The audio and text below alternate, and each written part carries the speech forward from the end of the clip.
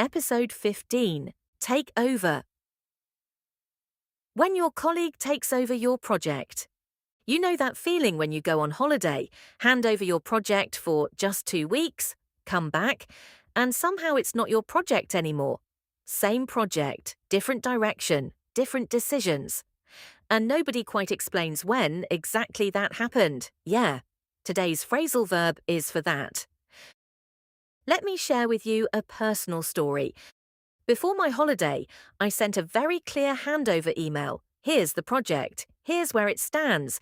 Here's what needs to happen while I'm away. Just keep it moving, nothing major. My colleague Marta said, "Of course, don't worry, enjoy your holiday." I came back 2 weeks later.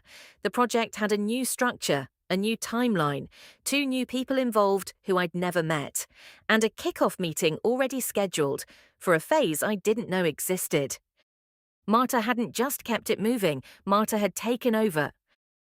Take over means to assume control of something, often gradually, sometimes suddenly, and not always with permission. She took over the project while he was away. The new manager took over last month. He just took over the conversation. I couldn't say a word. And notice, takeover doesn't have to be dramatic or hostile. Sometimes it's exactly what's needed. Sometimes someone steps in, takes charge, and the project is better for it. But it always implies a shift. Control moves from one person to another. The question is just whether anyone agreed to that shift. Let me share another example.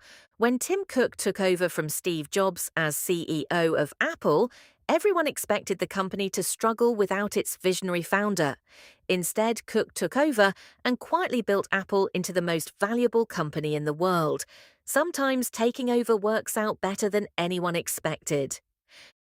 Marta's new project structure, by the way, was actually pretty good. I just wish someone had told me before the kickoff meeting. Now it is your turn. Finish these sentences out loud, say them once, slowly, and repeat them several times. That's why it sticks. Something I'd love to take over is blank. The last time someone took over from me was blank. I wish I could take over blank. In short, take over. Assume control of something, gradually or suddenly, sometimes with permission, sometimes without. Tim Cook did it and built history.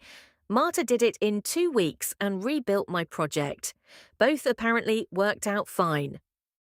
Next episode, deal with the printer, the one thing in every office that nobody actually wants to deal with and yet somehow always becomes someone's problem. See you there.